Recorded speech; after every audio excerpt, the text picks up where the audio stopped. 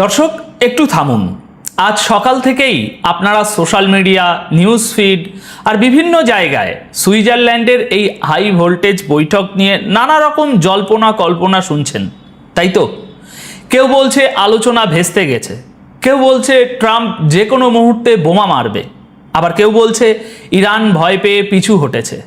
আপনাদের এই সমস্ত জল্পনা কল্পনায় এবার পুরোপুরি ফুল স্টপ টেনে দিন, কারণ এইমাত্র সেই শ্বাসরুদ্ধকর বৈঠকের একদম ফাইনাল রেজাল্ট আমাদের হাতে এসে পৌঁছেছে। হ্যাঁ দর্শক, আপনারা যারা ভাবছিলেন আমেরিকা হয়তো আবারও ফাঁকা আওয়াজ দিয়ে ইরানকে ধমকিয়ে টেবিলে দমিয়ে দেবে, তাদের জন্য এই খবরটা একটা বিশাল বড় ধাক্কা। প্রথম দফার এই ম্যারাথন আলোচনা শেষ করে পশ্চিমাদের রীতিমতো ঘোল খাইয়ে ইরানের ডেলিগেশন ইতিমধ্যেই সুইজারল্যান্ড থেকে বুক ফুলিয়ে দেশে ফিরে গেছে। বিবিসি কোনো আলতু ফালতু সংবাদ মাধ্যম নয়। বিবিসি পরিষ্কার জানিয়ে দিয়েছে যে প্রথম দফার এই আলোচনা শেষ হয়েছে এবং এখন শুধু টেকনিক্যাল লেভেলের কথা চলবে।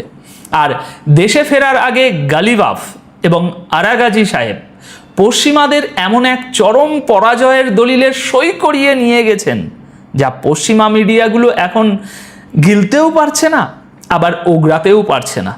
তাহলে কি সেই ফাইনাল রেজাল্ট? দর্শক, আজ এমন একটা খবর আপনাদের দেব যা শোনার পর আপনারা হয়তো নিজেদের কানকেই বিশ্বাস করতে পারবেন না। গত 48 ঘন্টায় যে আমেরিকা এবং ডোনাল্ড ট্রাম্প গলা ফাটিয়ে হুমকি দিচ্ছিলেন যে সুইজারল্যান্ডে বসে থাকা ইরানের নেগোসিয়েশন টিমকে তারা গুপ্ত হত্যা করবেন, হরমুজ প্রণালী নিয়ে বড় বড় কথা বলছিলেন, সেই আমেরিকাই এখন ইরানের হাতে তুলে দিচ্ছে $300 বিলিয়ন একটা বিশাল গুপ্তধন। শুধু তাই নয়, ইরানের তেলের উপর থেকে সমস্ত নিষেধাজ্ঞা চিরতরে তুলে নেওয়ার মতো এক চরম পরাজয়ের দলিলে সই করতে বাধ্য হয়েছে পশ্চিমা বিশ্ব। কিন্তু আপনারা কি একবারও লজিক্যালি ভেবেছেন যে আমেরিকা কাল রাত পর্যন্ত যুদ্ধের হুঙ্কার দিচ্ছিল, তারা হঠাৎ কেন একদিনের ব্যবধানে ইরানের কাছে এত বড় আত্মসমর্পণ করলো? এর পেছনে আমেরিকার আসল গেম প্ল্যানটা ঠিক কোথায়?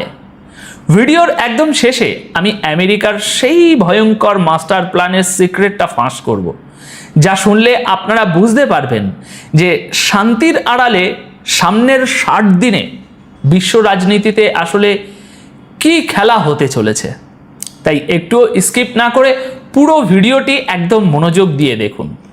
দর্শক, আজ 22 জুন 2026 দুপুর 1টায় আন্তর্জাতিক সংবাদ মাধ্যম বিবিসি যে ব্রেকিং নিউজটি প্রকাশ করেছে তা পুরো পশ্চিমা বিশ্বের অহংকারকে আক্ষরিক অর্থেই মাটিতে মিশিয়ে দিয়েছে।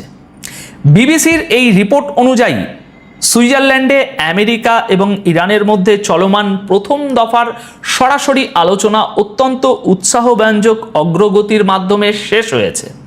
কাতার এবং পাকিস্তানের মধ্যস্থতায় এই ম্যারাথন বৈঠকে ঠিক করা হয়েছে যে আগামী 60 দিনের মধ্যে একটি চূড়ান্ত শান্তি চুক্তিতে পৌঁছানোর জন্য একটি সুনির্দিষ্ট রোডম্যাপ তৈরি করা হবে।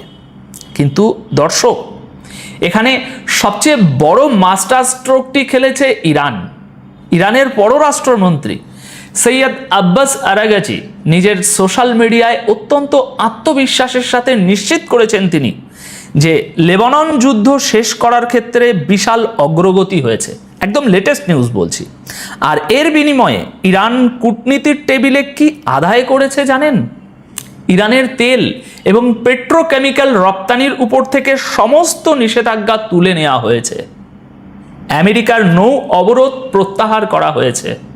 ইরানের আটকে থাকা সমস্ত ফ্রিজেড অ্যাসেট ছেড়ে দেওয়া হয়েছে এবং ইরানের পুনর্গঠনের জন্য $300 বিলিয়ন বা প্রায় 224 বিলিয়ন পাউন্ডের এক বিশাল প্রজেক্ট হাতে নেওয়া হয়েছে। এবার আপনারা একটু প্র্যাকটিক্যালি চিন্তা করুন দর্শক, যে আমেরিকা গত 28 ফেব্রুয়ারি থেকে ইসরায়েলকে সাথে নিয়ে ইরানের উপর যুদ্ধ চাপিয়ে দিয়েছিল, আয়াতুল্লাহ খামিনিকে শহীদ করেছিল, সেই আমেরিকা আজ কেন এত বড় আর্থিক ও কৌশলগত ছাড় দিতে বাধ্য হলো? দর্শক, এর উত্তর লুকিয়ে আছে আমাদের আজকের যে 3টি প্রতিবেদন এর আগে প্রকাশ করা হয়েছে তার বিশ্লেষণে। আপনারা যারা আমাদের সকালের এবং দুপুরের নিয়মিত আপডেটগুলো দেখেছেন তাদের নিশ্চয়ই মনে আছে যে আমরা বলেছিলাম হরমুজ প্রণালীতে ইরান অত্যন্ত সুকৌশলে প্রায় 80টি ভয়ঙ্কর সামুদ্রিক মাইন বিছিয়ে রেখেছে। বিশ্বের 20% তেল এবং গ্যাসের সাপ্লাই চেন আক্ষরিক অর্থেই তেহরানের আঙুলের ইশারায় আটকে ছিল। একদিকে ডোনাল্ড ট্রাম্প ফক্স নিউজে বসে ফাঁকা আওয়াজ দিচ্ছিলেন যে তিনি ইরানি ডেলিগেশনকে উড়িয়ে দেবেন, আর অন্যদিকে ইরানের স্পিকার মোহাম্মদ বাকের গালিবাফ অত্যন্ত ঠান্ডা মাথায় জবাব দিচ্ছিলেন যে আমেরিকার এসব ফালতু হুমকিতে ইরান ভয় পায় না। গালিবাফ তখনই আমেরিকার চোখের দিকে তাকিয়ে বলেছিলেন, হুমকি দিয়ে কাজ হলে আমেরিকাকে আজ এই চুক্তির টেবিলে মাথা নিচু করে বসতে হতো না। আর ঠিক সেটাই প্রমাণ হলো। আজ যখন খোদ ইসরায়েলের ভিতরের 92% মানুষ একটি জাতীয় সার্ভেতে স্বীকার করে নিয়েছে যে এই যুদ্ধে আসল জয়টা ইরানেরই হয়েছে এবং নেতানিয়াহুর সম্পূর্ণ পতন ঘটেছে, তখন আমেরিকা খুব ভালো করেই বুঝে গেছে যে সামরিক শক্তি দিয়ে আর মধ্যপ্রাচ্যকে নিয়ন্ত্রণ করা সম্ভব নয়। তাই বাধ্য হয়ে আমেরিকার উপরাষ্ট্রপতি জেডি ভ্যান্সকে সুইজারল্যান্ডে গালিবাফ এবং আরাগাচির সামনে বসে এই পরাজয়ের দলিলে সম্মতি দিতে হয়েছে। তবে এখানে একটা জিনিস খুব মনোযোগ দিয়ে বুঝতে হবে দর্শক। বিবিসির আজ 22শে জুনের এই রিপোর্টে বলা হয়েছে কাতার এবং পাকিস্তানের মধ্যস্থতায় আমেরিকা ইরান এবং লেবাননের মধ্যে একটি সংঘাত নিরসন সেল তৈরি করছে। এর মূল উদ্দেশ্য হলো হরমুজ প্রণালী দিয়ে বাণিজ্যিক জাহাজগুলোর নিরাপদ যাতায়াত নিশ্চিত করার জন্য একটা ডাইরেক্ট কমিউনিকেশন লাইন তৈরি করা। যদিও মেরিন ট্রাফিক ওয়েবসাইটের ডেটা দেখাচ্ছে যে কিছু জাহাজ এখনও ওই রুট দিয়ে পারাপার করছে, কিন্তু আমেরিকা জানে যে ইরান চাইলেই যে কোনো মুহূর্তে ওই প্রণালীর মুখ পুরোপুরি সিল করে দিতে পারে। দর্শক, পেট্রো ডলারের আধিপত্য আজ খাদের কিনারায় এসে দাঁড়িয়েছে, কারণ এই চুক্তির মাধ্যমে স্যাংশন উঠে গেলে চীন, ভারত বা ব্রিক্সভুক্ত দেশগুলো নিজেদের মুদ্রায় সস্তায় ইরানের কাছ থেকে তেল কিনবে। আর ঠিক এই ভয় থেকেই জেডি ভ্যান্স এখন মিষ্টি কথায় চিড়ে ভেজানোর চেষ্টা করছেন। তিনি বলেছেন ট্রাম্প নাকি এই সম্পর্কের একটি নতুন পাতা উল্টাতে চান। ভ্যান্স দাবি করেছেন ইরান যদি আঞ্চলিক অস্থিরতা তৈরি করা বন্ধ করে তবে আমেরিকাও তাদের সাথে সম্পর্ক পুরোপুরি বদলে ফেলতে রাজি। কি অদ্ভুত ডাবল স্ট্যান্ডার্ড, তাই না দর্শক? যারা নিজেরাই পুরো পৃথিবীতে ঘুরে ঘুরে যুদ্ধ লাগিয়ে বেড়ায় তারা এখন ইরানকে শান্তির পাঠ দিচ্ছে। কিন্তু দর্শক, পশ্চিমা বিশ্বের এই মুখোশটা কোথায় খসে পড়েছে বেশি জানেন? লেবাননে। বিবিসি পরিষ্কার জানাচ্ছে যে একদিকে সুইজারল্যান্ডে যখন শান্তির বাঁশি বাজানো হচ্ছে, অন্যদিকে গত কয়েকদিনে লেবাননে ইসরায়েলি বিমান হামলায় অন্তত 67 জন সাধারণ মানুষ, নারী ও শিশু নিহত হয়েছে। ইসরায়েলি বাহিনীর হামলায় গত 2রা মার্চ থেকে লেবাননে 4106 জনেরও বেশি মানুষ নিহত হয়েছে। চুক্তিতে পরিষ্কার বলা আছে যে সব ফ্রন্টে যুদ্ধ থামাতে হবে, কিন্তু ইসরায়েলের প্রধানমন্ত্রী বেঞ্জামিন নেতানিয়াহু চরম ঔদ্ধত্যতা দেখিয়ে বলেছেন যে উত্তর ইসরায়েলকে রক্ষা করার জন্য ইসরায়েলি সেনাবাহিনী যতদিন প্রয়োজন দক্ষিণ লেবাননে দখলদারি চালিয়ে যাবে। ইসরায়েল দাবি করছে যে লেবাননের সাথে তাদের যুদ্ধ নাকি ইরানের সাথে হওয়া সংঘাত থেকে সম্পূর্ণ আলাদা। মানে লজিকটা বুঝতে পারছেন?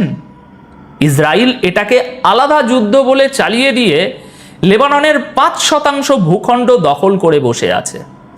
অন্যদিকে ইরানের পররাষ্ট্রমন্ত্রী আব্বাস আরাগাচিও খুব প্র্যাকটিক্যাল একটা কথা বলেছেন যে লেবাননের এই যুদ্ধ থামানোই হলো আমেরিকার জন্য এই চুক্তির প্রথম আসল পরীক্ষা।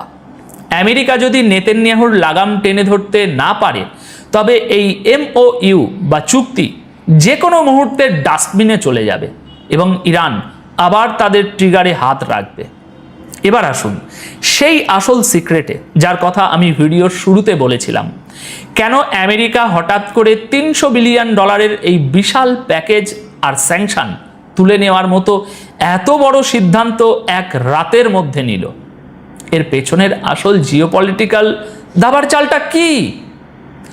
দর্শক, চুক্তির এই 60 দিনের রোডম্যাপের আড়ালে লুকিয়ে আছে আমেরিকার সবচেয়ে বড় ভয়, ইরানের নিউক্লিয়ার প্রোগ্রাম। বিবিসির রিপোর্ট খেয়াল করলে দেখবেন, চুক্তির সবকিছু নিয়ে আলোচনা হলেও পারমাণবিক কর্মসূচির বিষয়টি এখনও আলোচনার অপেক্ষায় রাখা হয়েছে। জেডি ভ্যান্স খুব সন্তর্পণে একটা শর্ত জুড়ে দিয়েছেন যে ইরানকে তাদের দীর্ঘমেয়াদী পারমাণবিক অস্ত্রের উচ্চাকাঙ্ক্ষা ত্যাগ করতে হবে। যদিও ইরান বারবার লজিক দিয়ে বলে আসছে যে তাদের পরমাণু কর্মসূচি শান্তিপূর্ণ, সম্পূর্ণ শান্তিপূর্ণ, কিন্তু আমেরিকা এবং ইসরায়েল খুব ভালো করেই জানে যে ইরান ইউরেনিয়াম সমৃদ্ধকরণের এমন এক চূড়ান্ত পর্যায়ে পৌঁছে গেছে যেখান থেকে পরমাণু বোমার দ্বার প্রান্তে পৌঁছানো শুধুমাত্র সময়ের ব্যাপার। আসল ব্যাপারটা হলো, আমেরিকা আসলে এই $300 বিলিয়ন দিয়ে শান্তি কিনছে না, তারা মূলত সময় কিনছে। তারা জানে হরমুজ প্রণালীতে আটকে থাকা তেলের সাপ্লাই যদি এখনই চালু না হয় এবং পেট্রোডলার যদি একবার ধাক্কা খায়, তবে পশ্চিমা অর্থনীতি পুরোপুরি ধ্বংস হয়ে যাবে। অন্যদিকে ইসরায়েলের ভিতরের অবস্থাও চরম খারাপ।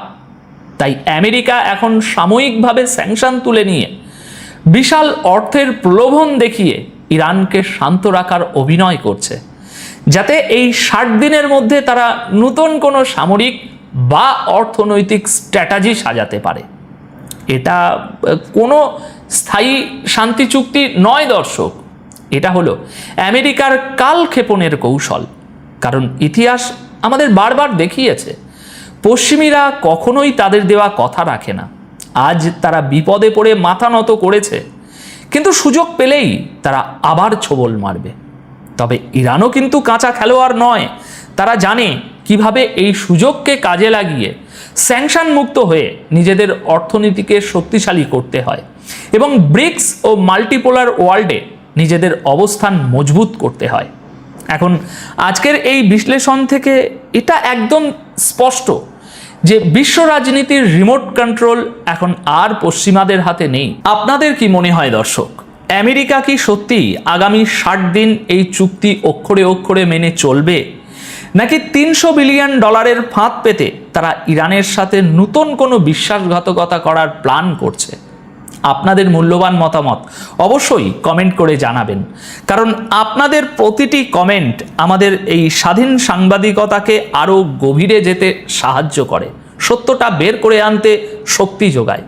তো আজকের এই বিশ্লেষণ আপনাদের কেমন লাগলো সেটা অবশ্যই কমেন্ট বক্সে জানিয়ে যাবেন, এবং দেখা হচ্ছে পরবর্তী ভিডিওতে নতুন কোনো বিশ্লেষণের সাথে। সবাই খুব ভালো থাকবেন, সুস্থ থাকবেন। ধন্যবাদ আপনাদের সকলকে।